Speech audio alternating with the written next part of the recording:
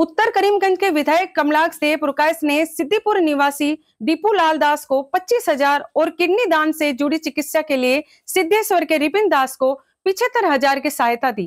साथ ही भूस्खलन से प्रभावित 4 परिवारों को मुख्यमंत्री राहत कोष से 25,000 की मदद मिली। सागरमणि तंतुबाई के परिवार को अतिरिक्त सहायता का आश्वासन भी दिया गया। विधायक की इस पहल की ग्रामीणों ने प्रशंसा की। ওর নাম রিপন দাস।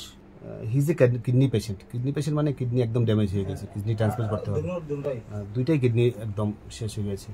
ওনার মা সেই কিডনিটা দেবেন আর কি। সেই ব্যাপারে মাননীয় মুখ্যমন্ত্রী 75,000 টাকা দিয়েছেন। ওর আয়ুষ্মান ভারতের কার্ডও আছে। তাছাড়াও টাকার দরকার, কারণ এই পরিবারের আর অন্য কিছু নেই। এই পরিবারের যে টাকা আছে বা কিডনি ট্রান্সপ্লান্ট করতে পারবে সেই রকম সামর্থ্য নেই। তো বিশেষ করে এই অঞ্চলের মানুষ সবাই সহযোগিতা করছেন, আমরা সহযোগিতা করব। আয়ুষ্মান ভারতের কার্ড আছে, আরোগ্য নীতির থেকে কি সাহায্য করা যায়, অর্থাৎ সব ধরনের সাহায্য সহযোগিতা, সেটা অ্যাপিল করবো জনসাধারণের কাছে।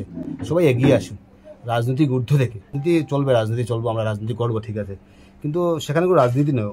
ওর জীবন যাতে আমরা সুরক্ষিত রাখতে পারি, তাহলেই রাজনীতি হবে। কে রাজনীতি করবো কি করবো সেটা অন্য কথা, কিন্তু ওর জীবনটাকে সুরক্ষিত রাখা আমাদের দায়িত্ব, কর্তব্য। তাই মুখ্যমন্ত্রী সাহায্য করেছেন, দেখি আরো কি ধরনের সাহায্য করা যায়।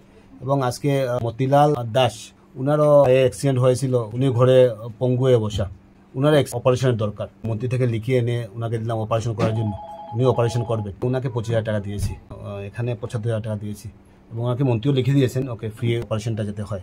তো সেই ব্যাপারে অন্তত এই সময় মানুষের পাশে দাঁড়ানো, এই সময় মানুষকে সহযোগিতা করা আমাদের দায়িত্ব, কর্তব্য। এলাকাবাসী, এই অঞ্চলের মানুষ খুব তৎপর, সবাই সহযোগিতা করছেন। বিশ্বাস করি সবার সহযোগিতায় রিপন আবার সুস্থ হয়ে আসবে।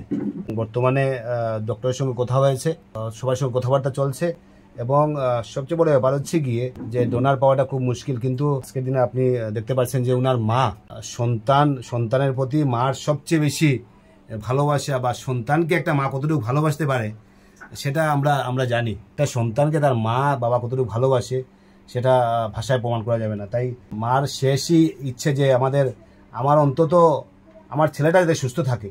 তাই ওনাদের পরিবারের সবাই যাতে সুস্থ থাকেন, রিপন যাতে ভালো হয়ে আসে, সেটাই ভগবানের কাছে প্রার্থনা করেছেন। বিশ্বাস করি আমাদের সবার সহযোগিতায় রিপন নিশ্চয়ই সুস্থ হয়ে আবার আসবে।